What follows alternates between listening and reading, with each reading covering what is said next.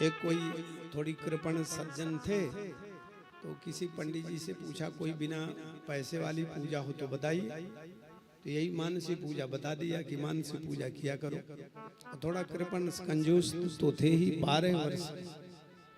12 वर्ष कोई भी पूजा करो तो उसमें फल मिलता, कोई ना कोई भगवान कृपा बरसाते हैं। यदि आपने 12 वर्ष तक लगातार कोई कार्यक्रम किया तो, काम किया तो। अब 12 वर्ष पूरे हो गए, भगवान सोचने लगे 12 वर्ष से मेरी पूजा कर रहा है तो इसे दर्शन दूं। अब वो स्नान करने के बाद में आज मन में विचार किया चलो ठाकुर जी के लिए कुछ बना लेते हैं। क्या बनाए, मन में विचार किया चलो खीर बना ले। तो खीर बनाने को सोचा, कितने खीर की बनाए, कितने दूध की।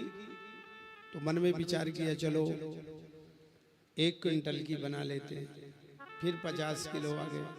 क्या करेंगे भगवान, इतनी खीर खा पाएंगे कि नहीं खा पाएंगे।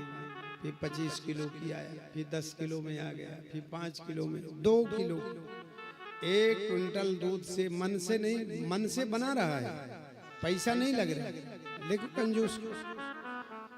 2 किलो दूध की खीर बनाई, खीर तैयार हो गई।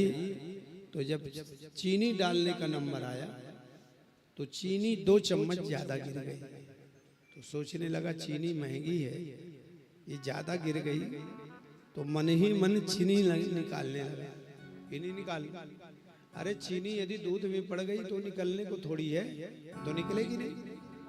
भगवान ने सोचा कि इस कंजूस को अभी पकड़ा जाए, और भगवान तुरंत प्रकट होकर के आकर के हाथ पकड़ लिए। बोलिए भक्त वत्सल भगवान। भगवान कहने लगे मिश्री खाने वाला हो, माखन मिश्री खाता हूँ, कितना मीठा हो, मुझे ज्यादा मीठा नहीं लगता। 2 चम्मच और ज्यादा डाल देता तो भी ज्यादा मीठा नहीं लगता। खैर ये तो बहाना था, लेकिन मेरे ठाकुर को दर्शन दे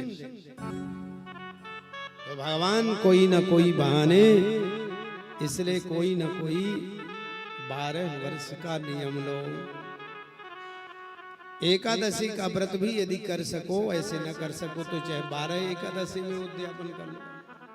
एक एकादशी का व्रत करो, उसी में उद्यापन कर लो। लेकिन यदि शरीर स्वस्थ है तो कम से कम 12 एकादशी 12 साल की रखना चाहिए, पूरे जीवन। अच्छी बात है। विरक्त होने के पहले हमने 42 वर्ष छात्र जीवन से लेकर और 42 वर्ष तक एकादशी किया, फिर उद्यापन किया, फिर करने लगे। विरक्त होने के बाद, संत होने के बाद में फिर करने लगे। तो कहने का तात्पर्य है कि अच्छे नियमों का सदा सर्वदा पालन करने से मेरे ठाकुर की बड़ी कृपा बरसती है, अद्भुत कृपा बरसती है।